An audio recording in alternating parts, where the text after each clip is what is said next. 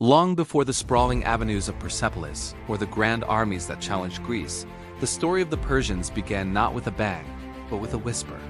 Forget the mighty empire for a moment. Let's rewind the clock and uncover the humble origins of a people who would one day shape the ancient world. Who were the Persians before they were, well, the Persians? Our journey starts around the 2nd millennium BCE, deep in the heart of the Eurasian steppes. Imagine nomadic tribes, skilled horsemen, and pastoralists migrating across vast open landscapes. Among these groups were the early Indo-Iranians. Over centuries, they trickled south, drawn by the fertile lands of the Iranian plateau. This wasn't a single, dramatic invasion, but a slow, steady settlement. Two main groups emerged from this migration: the Medes and the Persians. Think of them as cousins. They spoke similar languages, shared many customs, and initially settled in different parts of the plateau. The Medes established themselves in the north, in what is today northwestern Iran, with their capital at Ekbatana. The Persians, our protagonists, settled further south in a region they would eventually name Persis, or modern-day Fars province. This land became their heartland, their home. For a long time, the Persians lived in the shadow of more powerful neighbors. To the east lay the sophisticated kingdom of Elam, and to the west, the mighty Neo-Assyrian and Neo-Babylonian empires dominated Mesopotamia. The early Persians were organized into several tribes, with the Pasargadae tribe being the most prominent. From this tribe came their first notable ruling dynasty, the Achaemenids, named after a semi-legendary founder, Achaemenes. These early Achaemenid rulers were more like local chieftains than grand kings. They paid tribute to their powerful overlords, first the Elamites, then the Medes. Life was a careful balancing act, a game of survival played on a geopolitical chessboard. They built small towns, farmed the land, and honed their military skills, always aware of the larger powers that surrounded them. The first historically verifiable Persian king is Cyrus, who ruled around the mid-7th century BCE. He expanded his small kingdom, even managing to conquer the Elamite city of Anshan. This was a significant move. By taking Anshan, Cyrus and his successors adopted the title King of Anshan, signaling a shift from a tribal chieftain to a regional ruler. It was a declaration of ambition. After Cyrus, the kingdom was divided between his two sons. One line ruled from Anshan, while the other ruled from Persis. This division could have weakened them, but instead, it set the stage for a reunion that would change history forever. Meanwhile, their cousins, the Medes, were growing much stronger. Under their king, Cyaxares, the Medes united the Iranian tribes and, in alliance with the Babylonians, successfully overthrew the fearsome Assyrian Empire in 612 BCE. Suddenly, the Medes were the new superpower in the region. The Persian kings of Anshan were now vassals to the Median Empire. They paid their taxes, contributed soldiers to the Median army, and waited. One of these vassal kings was Cambyses I. We don't know much about his reign, but we know he made a very strategic move. He married Mandane, the daughter of the powerful Median king Astyages. This marriage produced a son, a boy who would inherit the ambition of his Persian ancestors and the royal blood of his Median mother. A boy named Cyrus, born around 600 or 590 BCE. Cyrus II grew up in a world dominated by the Medes. He inherited the throne of Anshan from his father, still a subject of his grandfather, King Astyages. But Cyrus was different. He was a charismatic leader, a brilliant strategist, and he had a vision that extended far beyond the borders of his small vassal kingdom. He began by uniting the various Persian tribes under his sole leadership. This was no easy task, as tribal loyalties were strong. But through diplomacy, charisma, and sheer force of will, Cyrus forged a unified Persian state for the first time. With a loyal and united people behind him, he was ready to make his move. The details of his rebellion against his grandfather Astyages are shrouded in legend, famously told by the Greek historian Herodotus. The story goes that Astyages had a dream that his grandson would overthrow him, and he tried to have the infant Cyrus killed. But the baby was saved and raised by a shepherd. Whether this is true or not, the core fact remains. Cyrus rose in rebellion against the Medes around 553 BCE. The war was not long. Many of the Median nobles and generals were unhappy with Astyages' rule and saw a promising alternative in the young, dynamic Cyrus.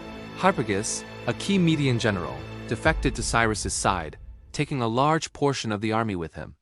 By 550 BCE, Cyrus had captured the Median capital of Ekbatana. But here's what made Cyrus truly great. He didn't just conquer the Medes. He incorporated them. He didn't pillage their capital or enslave their people. Instead, he treated Astyages with respect and declared himself the successor to the Median throne, uniting the Persian and Median peoples into a single, powerful entity. This policy of tolerance and integration would become the hallmark of his rule and the foundation of his future empire. With the combined strength of the Medes and Persians, Cyrus now controlled a vast territory, but he was surrounded by giants. To the west was the fabulously wealthy Lydian kingdom under King Croesus. To the southeast was the sprawling Neo-Babylonian Empire. Cyrus knew he couldn't wait for them to attack. He had to seize the initiative. His first target was Lydia. Croesus, unnerved by the rise of this new power, famously asked the oracle at Delphi if he should attack. The oracle replied that if he crossed the Halys River, he would destroy a great empire. Confident, Croesus attacked, only to realize too late that the empire he was destined to destroy was his own. In 547 BCE, Cyrus defeated the Lydian army and captured their capital, Sardis. He absorbed the entire kingdom, along with its immense wealth and the Greek city-states along the Ionian coast, into his growing domain. Next, his gaze turned to the jewel of Mesopotamia, Babylon. The Neo-Babylonian Empire was internally weak, and its people were dissatisfied with their king, Nabonidus. Cyrus presented himself not as a conqueror, but as a liberator chosen by Babylon's own god Marduk. In 539 BCE, the Persian army marched on Babylon. The city, thought to be impenetrable, fell with astonishing speed and very little bloodshed. Cyrus made a triumphal entry, welcomed by the populace. He then issued a decree that would echo through history, famously recorded on the Cyrus cylinder. He declared freedom for all peoples, allowed deported populations like the Jews to return to their homeland, and proclaimed respect for all local religions and customs. From a small tribe paying tribute in the shadow of mountains, the Persians, under the visionary leadership of Cyrus the Great, had risen in just over a decade to become the masters of the largest empire the world had ever seen. Their journey from nomadic pastoralists to imperial rulers was a testament to their resilience, adaptability, and the extraordinary genius of one man who understood that true power wasn't just about conquering lands, but about winning hearts and minds. The stage was now set for the Achaemenid Empire to flourish, but its roots would forever be in the humble soil of Persis and the unstoppable ambition of its people. Imagine an emperor who conquered not just with the sword, but with a revolutionary idea: respect. A king who, over 2,500 years ago, laid the groundwork for what we now call human rights. This isn't a myth or a legend. This is the story of Cyrus the Great, the founder of the Achaemenid Persian Empire, one of the most remarkable figures in all of history. Our story begins in the 6th century BCE in a world dominated by powerful, often brutal empires. In 559 BCE, a young and ambitious leader named Cyrus inherits the throne of a small vassal kingdom called Anshan, nestled in what is now modern-day Iran. At the time, Anshan was a minor player, subservient to the mighty Median Empire, ruled by Cyrus's own grandfather, Astyages. But Cyrus was not content with being a subordinate. He saw a different future, one where the patchwork of rival kingdoms could be united under a new kind of rule. He was a visionary, and he began quietly building his strength, preparing for the day he would challenge the old order. That day came sooner than anyone expected. The Median nobility, growing tired of Astyages' tyrannical rule, saw a promising alternative in Cyrus. When Cyrus finally rose in rebellion, a significant portion of the Median army, led by the general Harpagus, defected to his side. The ensuing conflict was surprisingly swift. By 550 BCE, Cyrus had captured the Median capital of Ecbatana and deposed his grandfather. But here, he did something astonishing for the time. Instead of executing Astyages or enslaving the Medes, he treated his grandfather with respect and integrated the Median people into his new, burgeoning empire as equals. This act of mercy sent a clear message across the ancient world. Cyrus was a different kind of conqueror. He wasn't just replacing one tyrant with another. He was building something new.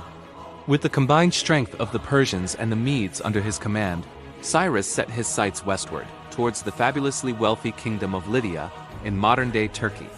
Its king, Croesus, was legendary for his immense riches. Worried by Cyrus's rapid expansion, Croesus consulted the oracle at Delphi, who famously told him that if he crossed the Halys River to attack Cyrus, a great empire would fall. Confident this meant Cyrus's empire, Croesus launched his attack. After an indecisive battle, Croesus retreated to his capital, Sardis, expecting Cyrus to withdraw for the winter. But Cyrus was a master of the unexpected. He pursued Croesus immediately, catching the Lydian king completely off guard. The battle for Sardis was legendary. The Lydians were famous for their powerful cavalry, but Cyrus had a clever trick up his sleeve. Knowing that horses are terrified by the smell of camels, he placed his baggage camels at the front of his army. The Lydian horses panicked, throwing their riders and crippling Croesus's main advantage. Sardis fell and Croesus was captured. Once again, Cyrus demonstrated his unique brand of leadership. Instead of executing the fallen king, he made Croesus a trusted advisor, valuing his wisdom and experience. The great empire that fell was, ironically, Croesus's own. This conquest not only gave Cyrus control of Asia Minor, but also access to the Greek city-states along the coast, further expanding his influence. Over the next few years, Cyrus consolidated his vast territories, extending his empire from the shores of the Aegean Sea to the borders of India. He wasn't just a brilliant military commander.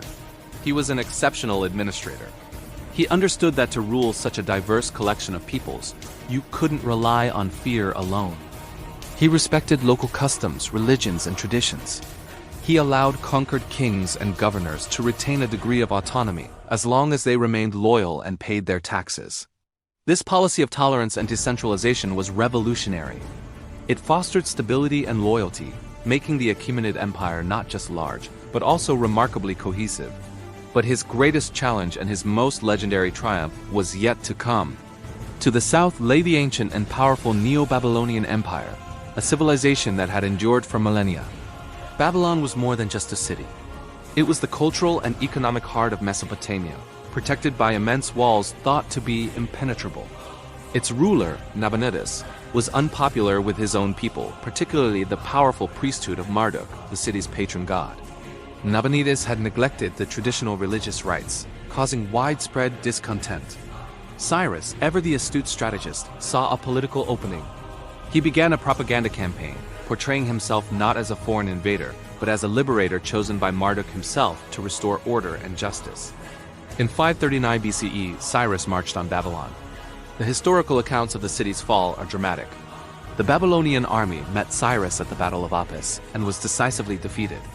With the main army crushed, Babylon itself was left vulnerable. According to the Greek historian Herodotus, Cyrus's engineers devised an ingenious plan. They diverted the course of the great Euphrates River, which flowed through the center of the city, lowering the water level until his soldiers could wade through the riverbed and enter the city under its massive water gates. The city fell with astonishingly little bloodshed. The Babylonians, disillusioned with their own king and won over by Cyrus's reputation for clemency, welcomed him as a liberator. What happened next would echo through history and become the cornerstone of Cyrus's legacy. Upon entering Babylon, he issued a decree that was unlike any other in the ancient world. He didn't burn the city, slaughter its inhabitants, or destroy its temples. Instead, he proclaimed freedom for all. He declared that all peoples who had been forcibly relocated to Babylon by the previous kings were free to return to their homelands. This included a group of people who had been in exile for decades, the Jews. They had been captured and brought to Babylon. After the destruction of Jerusalem by Nebuchadnezzar II, Cyrus not only allowed them to go home, but he also decreed that their sacred temple in Jerusalem should be rebuilt, even providing funds from the imperial treasury for its construction.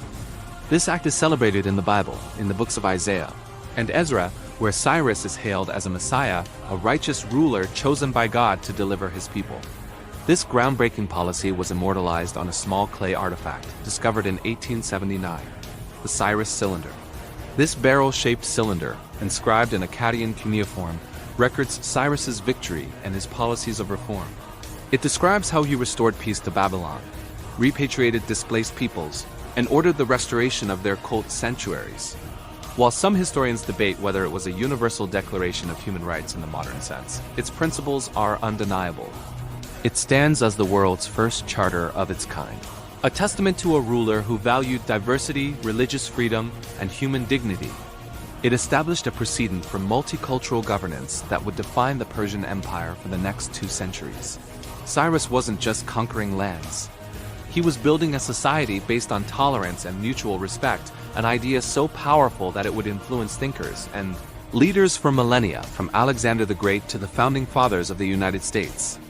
Cyrus the Great ruled for another 9 years after the conquest of Babylon, continuing to expand and secure the borders of his empire.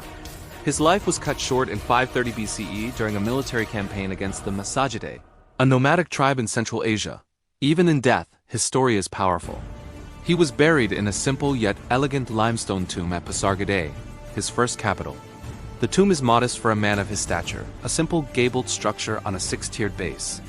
An inscription, recorded by Greek historians, once read, "O man, whoever you are, and wherever you come from, for I know you will come. I am Cyrus, who won the Persians their empire. Do not therefore begrudge me this little earth that covers my body." This humble epitaph perfectly captures the spirit of the man. Cyrus the Great was more than a conqueror. He was a military genius who outmaneuvered the greatest kings of his time. He was a visionary statesman who created the largest empire the world had yet seen, stretching across 3 continents. But most importantly, he was a ruler who governed with wisdom, compassion, and a profound respect for the diverse peoples under his command. He showed the world that true lasting power comes not from oppression, but from liberation.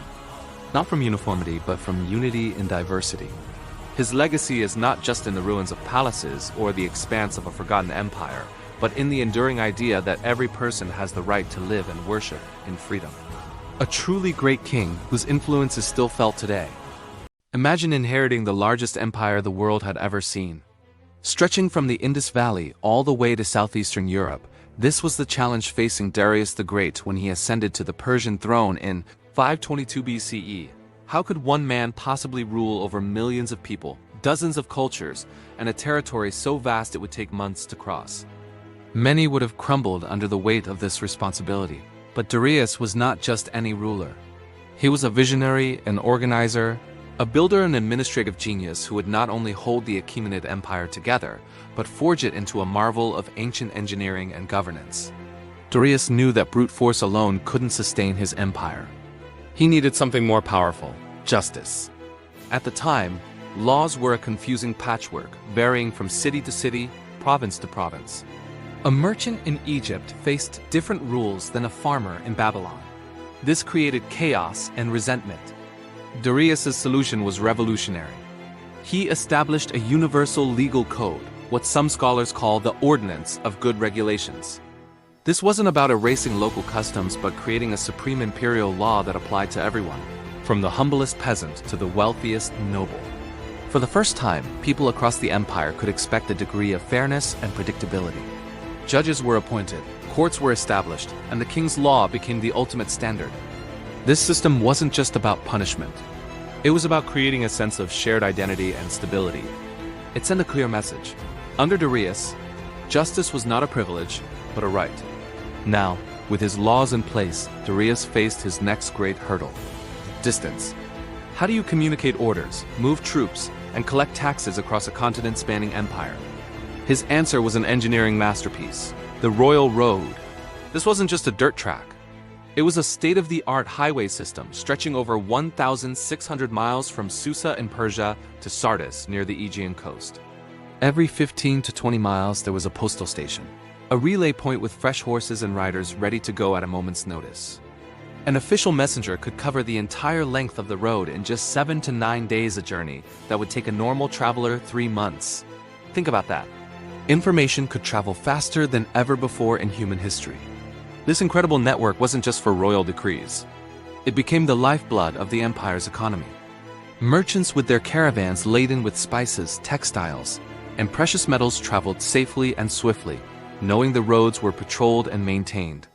Trade flourished, connecting the far-flung corners of the empire and enriching its treasury. The Royal Road was the internet of its day, a revolutionary system that bound the diverse provinces together with threads of communication and commerce. But Darius understood that power wasn't just about laws and logistics. It was also about perception. He needed to create a symbol of his empire's might and majesty, a place that would leave every visitor speechless. So he began one of the most ambitious construction projects of the ancient world: the city of Persepolis. Nestled on a massive terrace carved from a mountainside, Persepolis wasn't just a capital. It was a statement. Its name translates to City of the Persians, and it was designed to be the ceremonial heart of the empire. As you approached, you would be greeted by the monumental Gate of All Nations, guarded by colossal statues of human-headed winged bulls. Beyond it lay vast audience halls, like the Apadana, where the king would receive delegations from every corner of his realm. The columns of this hall soared 65 feet into the air, holding up a magnificent cedar roof. The stairways were covered in intricate reliefs, not of war and conquest, but of unity. They showed Lydians, Babylonians, Ethiopians, and Indians, all bringing tribute to the great king, not as conquered subjects, but as respected members of a grand imperial family. Persepolis was a masterpiece of propaganda in stone, a dazzling display of wealth, power, and a carefully crafted vision of a harmonious multicultural empire under the benevolent rule of one king. In the end, Darius the Great's legacy is not written in the blood of countless battles, but in the foundations of the world he built. He inherited a sprawling, chaotic collection of territories and transformed it into a cohesive, functioning superpower. Through his groundbreaking legal reforms, he brought a new standard of justice to millions. With the royal road, he conquered distance itself, creating an empire that was more connected and prosperous than any before it. And with the glittering splendor of Persepolis, he gave his empire a heart and a soul, a symbol of power that would echo through the ages. Darius was more than a king. He was the chief executive of the ancient world's first global empire, a masterful administrator, whose innovations in law infrastructure and symbolic art unified a continent and set a new standard for what it meant to rule. His work ensured the Achaemenid Empire would not only survive, but thrive for another 2 centuries, leaving an indelible mark on history. Imagine a time of vast empires, towering cities, and epic battles, all unfolding under the watchful eye of a faith that would shape civilizations. This is the story of ancient Persia, and at its heart lies one of the world's oldest and most influential religions, Zoroastrianism. Long before many of the major world religions took shape, a prophet emerged from the Bronze Age mists of Central Asia, bringing a revolutionary message of light, truth, and free will. This wasn't just a religion. It was the spiritual bedrock of the mighty Persian Empire, influencing kings, commoners, and even the course of history itself. How did this ancient faith rise to prominence? What were its core beliefs that captivated millions, and where is its legacy today? Join us as we journey back in time to uncover the secrets of Zoroastrianism, the religion of fire and wisdom that once illuminated the world. Our story begins around 3,500 years ago with a man named Zoroaster, or Zarathustra, in Old Persian. Little is known for certain about his early life, but tradition paints him as a priest, a seeker of truth who grew disillusioned with the ritualistic and often polytheistic practices of his time. He sought solitude, spending years in meditation and contemplation, wandering the rugged landscapes of ancient Iran. It was during one of these profound spiritual retreats, by the banks of a river, that he experienced a series of divine visions. A radiant being, Vohu Mana, meaning good mind, appeared and led him into the presence of the one supreme God, Ahura Mazda, the wise Lord. Ahura Mazda revealed to Zoroaster the fundamental truths of existence, the cosmic struggle between good and evil, the sanctity of creation, and humanity's crucial role in this divine drama. These revelations form the Goddess, a collection of 17 hymns that are the most sacred texts of Zoroastrianism and are believed to be the words of the prophet himself. Zoroaster's message was radical. He preached monotheism in a polytheistic world, emphasizing ethics and personal responsibility over blind ritual. Initially, his teachings were met with fierce resistance. He was rejected by his community and forced to flee his homeland. For 10 long years he wandered, preaching his vision with little success. But his fortunes changed when he found a powerful patron, King Vishtaspa. The king, convinced by Zoroaster's wisdom and a series of miraculous events, embraced the new faith. With royal backing, the message of Ahura Mazda began to spread like wildfire across the Iranian plateau, setting the stage for its ascent as the religion of an empire. So, what exactly did Zoroaster teach? At the heart of Zoroastrianism is a concept known as ethical dualism. The universe is a battlefield for 2 opposing forces.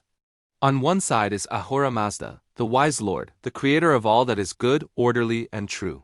He represents light, life, and constructive energy.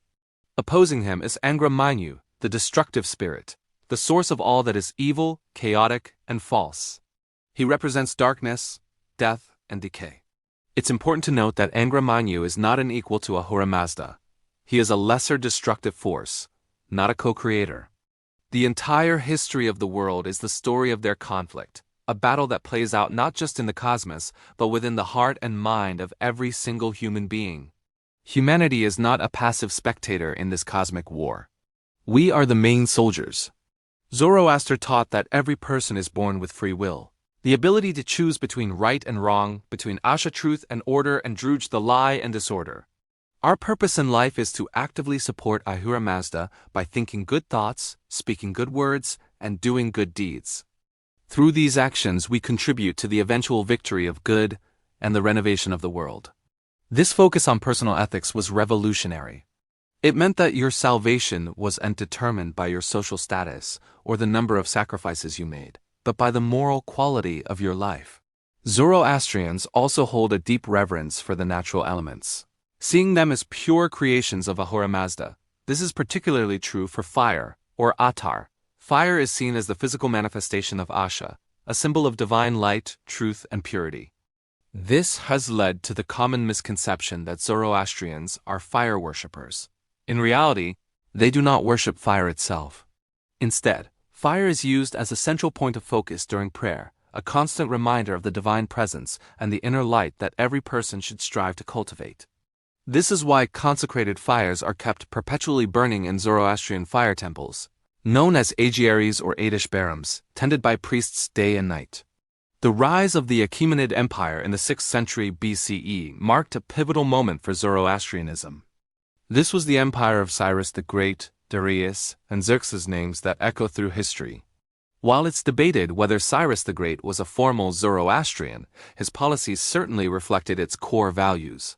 His famous Cyrus Cylinder, often considered the first charter of human rights, speaks of justice, ending oppression, and allowing conquered peoples to return to their homelands and worship their own gods. This tolerance and respect for other cultures align perfectly with Zoroastrian principles of Asha, or universal order and truth. It was under Darius the Great that Zoroastrianism truly became the state religion. In his numerous inscriptions, most famously at Behistun, Darius repeatedly credits his reign and victories to the grace of Ahura Mazda. He proclaims, "By the grace of Ahura Mazda, I am king. Ahura Mazda bestowed the kingdom upon me." He portrays himself as the champion of Asha, fighting against Druj, the lie, which he associated with rebellion and chaos. The imagery of the Faravahar, that familiar winged disc symbol, became prominent during this period. While its exact meaning is debated, it is widely believed to represent the Fravashi, or guardian spirit, and the core principles of good thoughts, words, and deeds. Under Achaemenid rule, Zoroastrianism flourished. Fire temples were constructed, a priestly class organized the faith, and its ethical teachings shaped the administration of the largest empire the world had yet seen. The Persian kings saw themselves not merely as conquerors, but as agents of a divine plan, tasked with establishing an orderly and just world under the guidance of Ahura Mazda. This fusion of political power and religious ideology created a stable and prosperous empire that left an indelible mark on the ancient world. The legacy of Zoroastrianism extends far beyond the borders of ancient Persia. Many scholars believe its core concepts had a profound influence on the development of the Abrahamic religions, Judaism, Christianity, and Islam. Think about it. The ideas of a single supreme God, a cosmic battle between good and evil, a devil figure, a final judgment, heaven and hell, and a savior or messiah who will come at the end of time. These concepts, so central to many faiths today, were clearly articulated in Zoroastrianism centuries earlier. During the Babylonian exile, the Jewish people came into direct contact with Persian culture. And it's likely that this interaction introduced many of these Zoroastrian ideas into post-exilic Judaism, which in turn influenced early Christianity and Islam. For nearly 1,000 years, Zoroastrianism was one of the most powerful religions in the world, thriving under the Achaemenid, Parthian, and Sassanid empires. However, its dominance came to an abrupt end in the 7th century CE with the Muslim conquest of Persia. The new rulers considered Zoroastrians people of the book, and initially granted them protected status. But over time, social and economic pressures led to mass conversions to Islam. Those who held fast to their ancestral faith faced increasing persecution. To preserve their religion and culture, a small group of Zoroastrians made a fateful decision. Around the 10th century, they set sail from Iran and landed on the coast of Gujarat in India. These refugees became known as the Parsis, which simply means Persians. They were granted asylum by the local Hindu ruler on the condition that they would not proselytize and would adopt local customs and language. This small, resilient community not only survived but thrived, becoming one of India's most successful and respected minority groups, making immense contributions in business, science, and the arts. So where does this ancient faith stand today? Zoroastrianism is a religion with a glorious past but a precarious future. Worldwide, there are only an estimated 100,000 to 200,000 followers. The largest community is the Parsis in India, centered mainly in Mumbai, with smaller but significant communities still existing in Iran, North America, and other parts of the world. They face a demographic challenge. For centuries, a strict adherence to patrilineal descent and a ban on conversion has led to a dwindling population. Many younger Zoroastrians are marrying outside the faith, and debates rage within the community about whether to accept converts and the children of mixed marriages to ensure their survival. Despite these challenges, the spirit of Zoroastrianism endures. Its followers continue to live by the simple yet profound creed.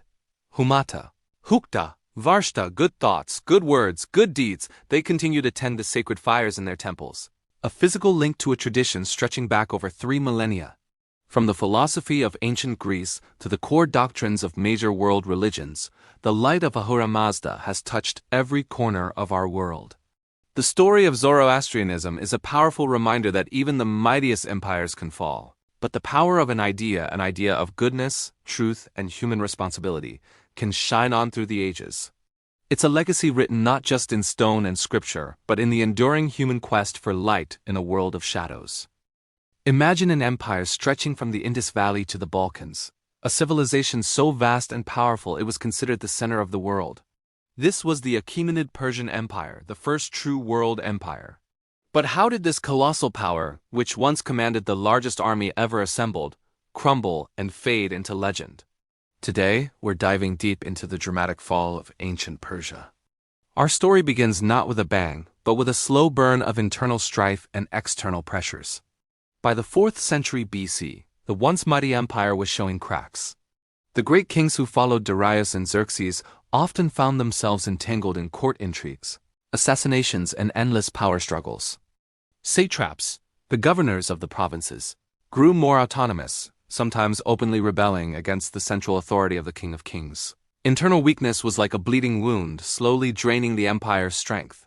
While Persia wrestled with its internal demons, a storm was brewing to the west. In the rugged lands of Macedonia, a young, ambitious king named Philip II was forging a new kind of army. He transformed the Greek phalanx, making it more flexible, more disciplined, and more lethal. His dream was to unite the fractious Greek city-states and lead them in a grand campaign of revenge against Persia for the invasions of a century earlier. Though Philip was assassinated before he could realize this dream, he left behind the perfect weapon and the perfect successor, his son Alexander. When Alexander the Great crossed the Hellespont into Asia in 334 BC, many in the Persian court likely dismissed him as just another annoyance from the troublesome western frontier. They had faced Greek armies before, but this was different. Alexander was not just a king. He was a military genius, driven by an insatiable hunger for glory. The first major clash came at the Granicus River. The Persian satraps, overconfident, met Alexander's forces head-on. The result was a disaster for the Persians. Alexander, leading his elite companion cavalry, shattered their lines. This victory opened up the entire coast of Asia Minor to the Macedonians. It was the first domino to fall. The Persian king, Darius III, now understood the gravity of the threat. He mustered the full might of his empire, a vast multinational army, and marched to confront Alexander. They met on the plains of Issus. On paper, the Persian army was overwhelming. But Alexander had a plan. He identified a weakness in the Persian formation and, in a daring cavalry charge, rode directly towards Darius III himself. Panicked, Darius fled the battlefield. The sight of their king abandoning them caused the Persian army to collapse into chaos. It was a catastrophic defeat, not just militarily but psychologically. The invincibility of the Persian king had been shattered. Even after this humiliating loss, the Persian Empire was far from finished. It was still immense, with vast resources and manpower. Darius offered Alexander a peace treaty. He would give up all lands west of the Euphrates River and pay a massive ransom for his captured family. It was an incredible offer. Alexander's own general, Parmenion, famously said, "I would accept it if I were Alexander," to which Alexander iconically replied, "So would I, if I were Parmenion." For Alexander, it wasn't about territory or wealth. It was about total conquest. He wanted it all. The final, decisive confrontation took place at Gaugamela in 331 BC. Darius had learned from his mistakes. He chose a wide, flat plain to prevent Alexander from using terrain to his advantage and equipped his army with scythed chariots, designed to break the Macedonian phalanx. He had more cavalry, more infantry, everything pointed to a Persian victory. But Alexander was a master of unconventional tactics. He advanced with his army at an angle, drawing the Persian cavalry on the left flank out of position. This created a small gap in the Persian line. It was the moment he had been waiting for. Once again, he led a death or glory charge, straight for Darius. And once again, Darius fled. The battle turned into a slaughter. The Persian army, the last great field army of the Achaemenid Empire, was annihilated. With the army gone, the great cities of the empire fell one by one. Babylon, the jewel of Mesopotamia, opened its gates without a fight. Susa, one of the Persian capitals, yielded its immense treasury. But the symbolic heart of the empire was Persepolis. Alexander marched on the magnificent ceremonial capital, a city built to showcase the power and glory of the Persian kings. After looting its treasures, he ordered it to be burned to the ground. It was a brutal, symbolic act, avenging the burning of Athens by Xerxes 150 years earlier. The flames that consumed Persepolis signaled the end of an era. The Achaemenid Empire was no more. Darius III, now a fugitive in his own empire, was eventually betrayed and murdered by one of his own satraps, Bessus. Alexander, upon finding his body, reportedly covered it with his own cloak and ordered a royal burial. He then hunted down and executed Bessus, positioning himself not as a foreign destroyer, but as the legitimate successor to the Persian throne. So why did Persia fall? It wasn't just Alexander's genius, though that was a huge factor. The empire was already weakened by internal decay, succession crises, and rebellious governors. Its military, while vast, had grown complacent and was tactically outmaneuvered by the highly disciplined and innovative Macedonian war machine. Darius III, while not a coward, was ultimately no match for the whirlwind that was Alexander. The fall of Persia wasn't just the end of an empire. It was a pivotal moment that changed the course of history. Alexander's conquest merged Greek and Persian cultures, kicking off the Hellenistic Age, a new chapter where East met West in an unprecedented fusion of art, science, and philosophy. The legacy of ancient Persia didn't disappear. It was absorbed, transformed, and woven into the fabric of the civilizations that followed. From a world empire, it passed into legend, a timeless story of immense power, fatal flaws, and the unstoppable ambition of one man who dared to conquer the world. Thank you so much for joining me on this journey back in time. If you enjoyed this exploration of ancient history, make sure to like this video and subscribe to the channel for more stories from our incredible past. See you next time.